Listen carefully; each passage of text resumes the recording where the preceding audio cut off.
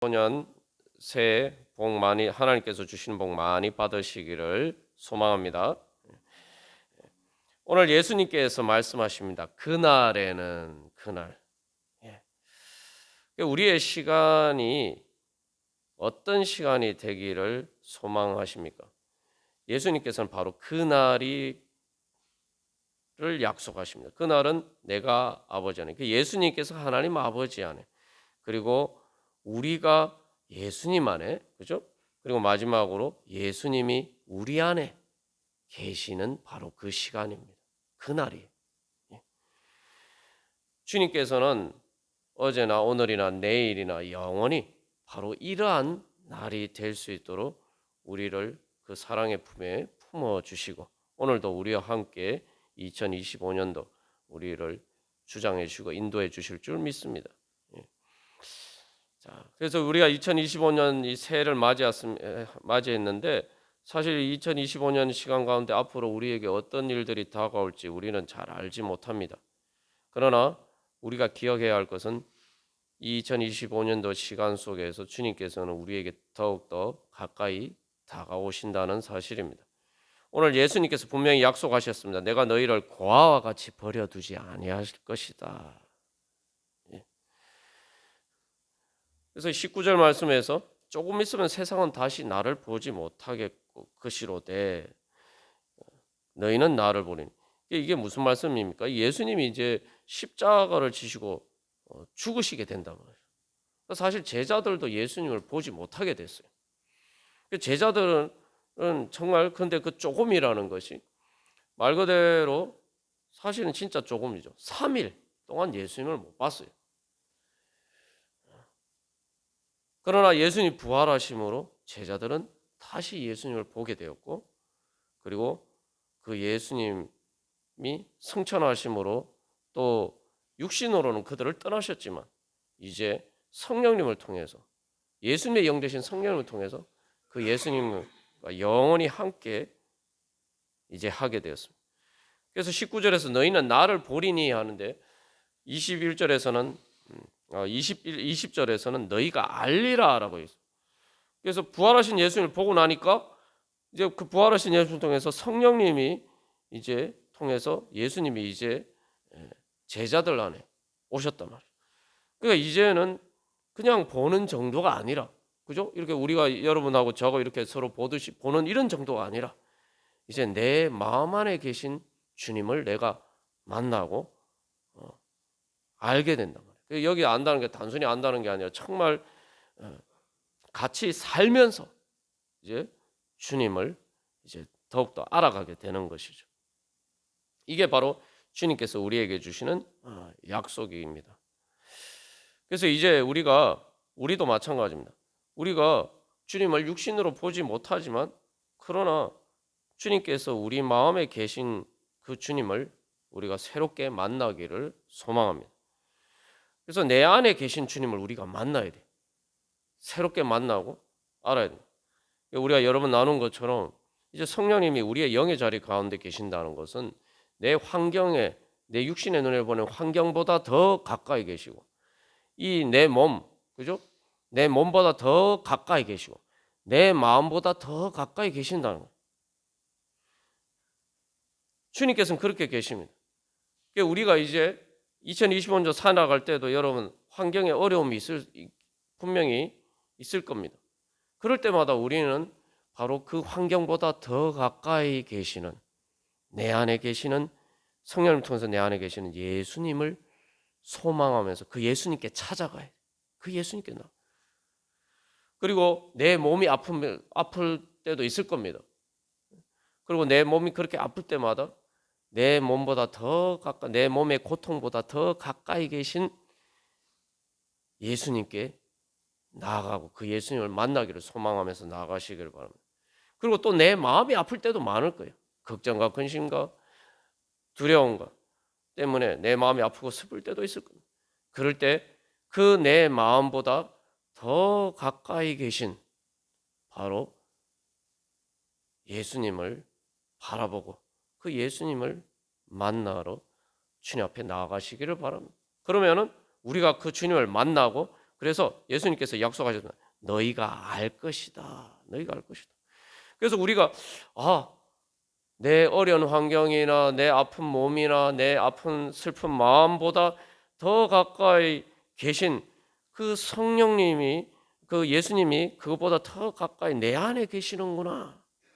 우리가 그 주님을 만나서 알게 되면은 그 다음에 무엇을 우리가 발견하게 됩니까?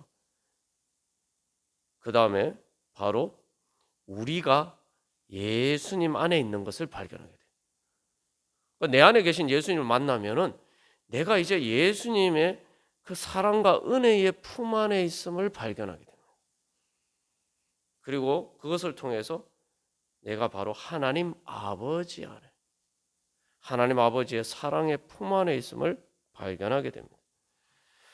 그렇게 되면 우리의 인생은 여러 가지 힘들고 어려운 일이 있을 때 바로 우리가 주님 앞에 나가면은 내 힘들고 어려운 일은 종말이 돼요. 내 환경이 어렵지만 주님 앞에 나가면 내 환경은 어려운 것들은 끝이 납니다. 그리고 주님과 함께 새로운 은혜의 시작이 되고, 내 몸이 아플 때 우리가 주님 하나님 아빠 아버지 부르짖으면서 내 안에 계신 성령님을 따라서 우리가 예수님 앞에 나아가면은 내 몸의 고통을 이길 수 있도록 주님께서 그것이 끝나고 이제 우리 안에서 새로운 그런 시작이 될 수가 있어요. 내 마음이 아픈 것도 마찬가지입니다. 그래서 우리가 그렇게 계속 죄와 사망의 권세 때문에 안 좋은 일들은 계속 그 종말을 주님 앞에 나감으로써 그런 것들이 종말이 되고 그것들이 끝나고 주님의 새로운 은혜의 시작이 되는 것을 계속 경험하는 가운데 여러분 2025년도 그렇게 살아가시기를 바랍니다. 그래서 우리가 이제 그렇게 되면은 우리가 마지막 이제 주님께서 우리에게 모든 것들이 구원이 완성되는 그날에 이룰 수가 있을 것이고 모든 것이 합력하여 선을 이룰 줄 믿습니다. 그래서 우리의 인생의 끝과 시작을 보면은 이게 이제 결국은 이게 상호 내주라고 합니다. 이제 한자어로 표현 상호 내주인데 내가 주님 안에, 주님이 내 안에, 그죠? 이게 실제로 어떻게 일어납니까? 우리가 성령님을 통해서 우리가 거듭나죠. 성령을 통해서 거듭난다는 건 뭡니까? 성령님이 우리 엄마처럼 우리를 그 뱃속에 품으시고 우리를 낳으신 거예요.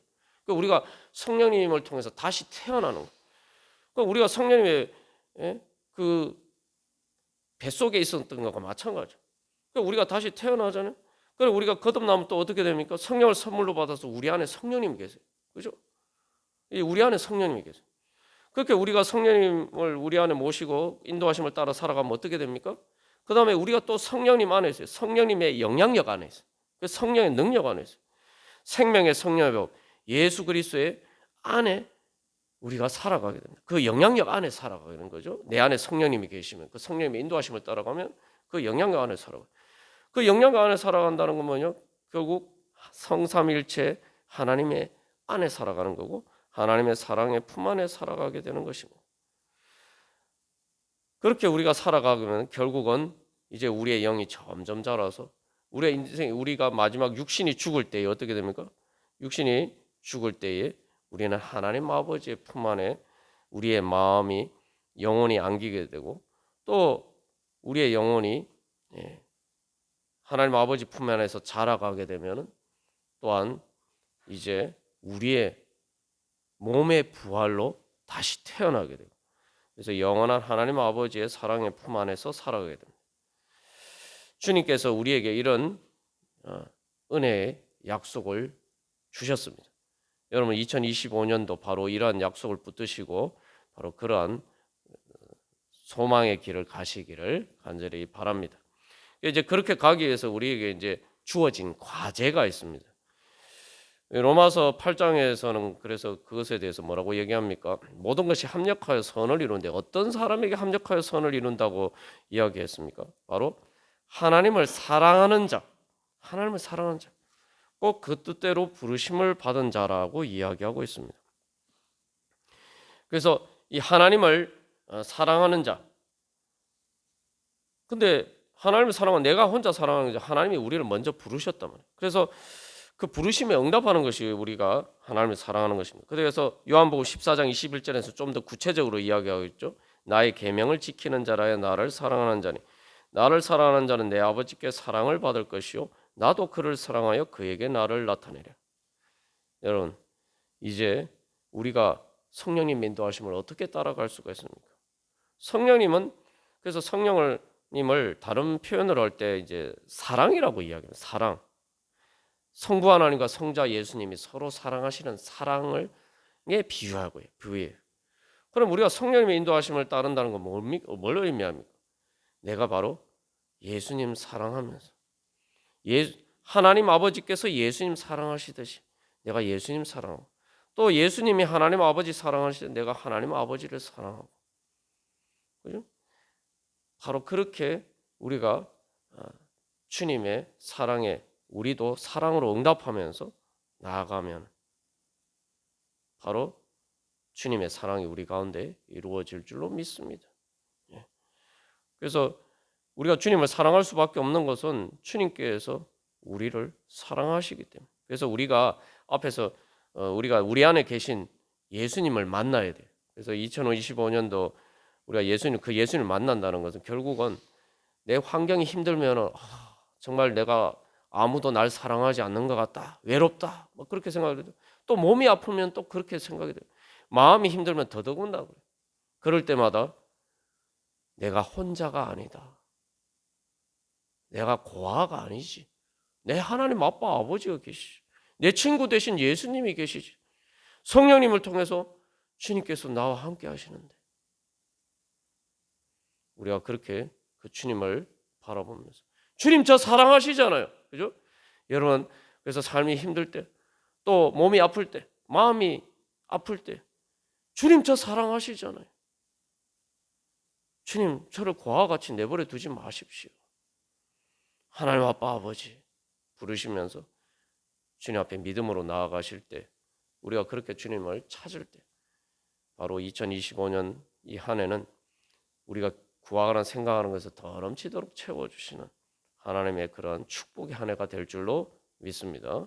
우리 그러한 은혜 소망하면서 우리 지금 다 같이 기도드리겠습니다. 우리 한번 2025년 새해를 맞아서 다시 한번 하나님 아빠 아버지 우리 크게 외치고 우리 같이 기도하겠습니다. 하나님 아빠 아버지